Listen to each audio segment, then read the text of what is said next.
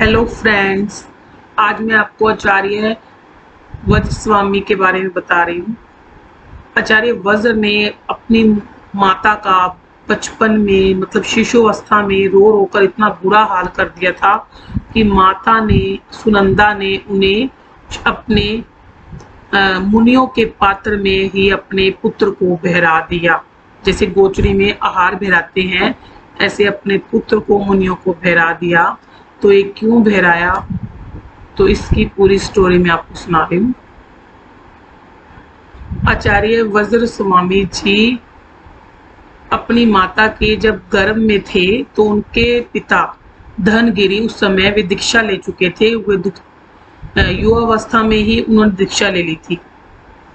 तो जब आचार्य वज्र स्वामी का जन्म हुआ तो सब जन्मोत्सव बनाया गया, बहुत हर्षोल्लास था, बहुत अच्छे ढंग से। राजा क्या महोत्सव तो अब बहुत अच्छा बनाया जाता है, बहुत अच्छा बनाया जाता है। तो फिर वहां पर एक नारी बोल पड़ी कि इतना अच्छा जन्मोत्सव इन्होंने बनाया है, लेकिन अगर यहाँ पर आज धनगिरी राजा, इनके पिता धनगिरी भी होते इनके साथ तो कितना अच्छा होता। जन्मोत्सव का अलग ही मजा, नजारा ही अलग होता। जब वो शिशु अवस्था में थे, बिल्कुल पैदा ही हुए थे आचार्य वज्र स्वामी जी, तो उनके कानों में जब ये बात चली गई तो उन्हें उसी समय पिछले जन्म का जाति स्मरण ज्ञान हो गया। और जाति स्मरण ज्ञान होने से उन्हें लगा कि मुझे तो इस जन्म में दीक्षा लेनी है, और अगर मैं दीक्षा लूंगा तो मेरी मम्मी की जो ममता है मेरे प्रति, वो मेरी दीक्षा में कहीं बाधक ना बने, यानी मेरे को रोक ना ले। इसीलिए उन्होंने सोचा कि मैं कुछ ऐसा करूं कि मेरी माँ की जो मतलब मेरे में बाधक न बने ममता। तो उन्होंने दिन रात रोना ही शुरू कर दिया, बुरी तरह रोना शुरू कर दिया, अपनी माँ को इतना तंग कर दिया। उनकी माता सुनंदा कहती चुप हो जाओ। दिन में भी उनको चैन नहीं था, रात में भी उनको बिल्कुल भी चैन नहीं था। वो पूरा टाइम रोता रहता। और इतना ज्यादा रोने से माता सुनंदा बहुत परेशान हो गई थी। माता सुनंदा ने सोचा अब मैं क्या करूं। मुश्किल से उन्होंने 6 मास तक उन्हें बड़ा किया। ना वो दिन में सो पाती ना रात को, वो दिन रात रोते ही रहते।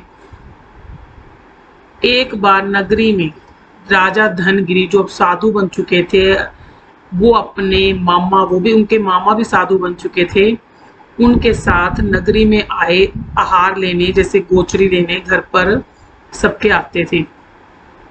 तो वे अपने माता सुनंदा के घर भी गए। तो सुनंदा अपने पति को देखकर, चाहे वो साधु बन गए थे लेकिन उसके भाव जाग गए, और वो बोली कि माता और पिता, बच्चों का पालन पोषण का भार माता और पिता दोनों पर होता है। तो अब मैंने तो उसको 6 महीने भी 6 साल की तरह व्यतीत किए हैं, क्योंकि ये बहुत ज्यादा रोता है, बहुत ज्यादा परेशान करता है।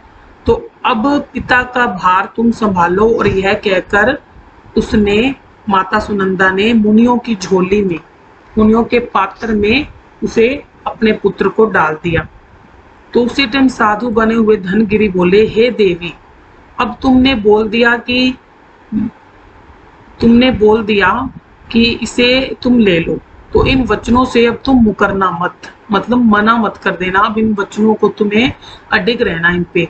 अगर तुमने जरा सा भी तुमने ये कह दिया कि मुझे ये वापस दे दो, तो झोली में डला हुआ, हमारे पात्रों में जो भी चीज डल जाती है हम उसको वापस नहीं दे सकते।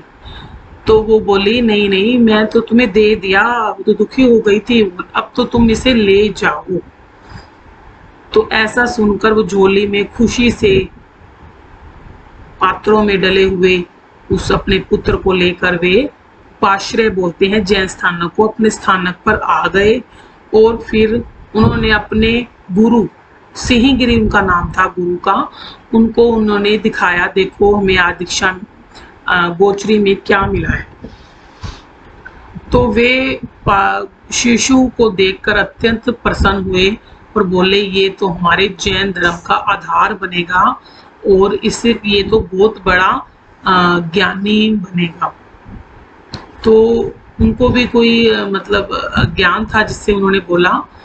और वे 8 साल तक उम्र में उन्होंने दीक्षा ली वज्र स्वामी जी ने। और वज्र स्वामी का पालन पोषण फिर उन्होंने घर में एक श्राविका को बोला कि जब उसी अवस्था में उनके पात्र में उनके पास आया कि अब तुम इसका पालन पोषण एक माता बनकर करो। तो वो श्राविका उनका पालन पोषण करती रही। वो बिल्कुल भी नहीं रोता, उनके पास आराम से रहता, खेलता। वो उपाश्रय में लेके जाती उन्हें, क्या नाम है, जैन स्थानक में लेके जाती। वो जैन स्थानक में कहानियां सुनते, गहरे अंगों का जो उन्होंने अध्ययन किया, सुना, मतलब सुनने से ही उनको मतलब बहुत ज्यादा ज्ञान हो गया छोटी अवस्था में ही। 3 साल की आयु में, 3 वर्ष के थे जब वे, तो वो बिल्कुल भी नहीं रोते थे। किसी औरत ने जाकर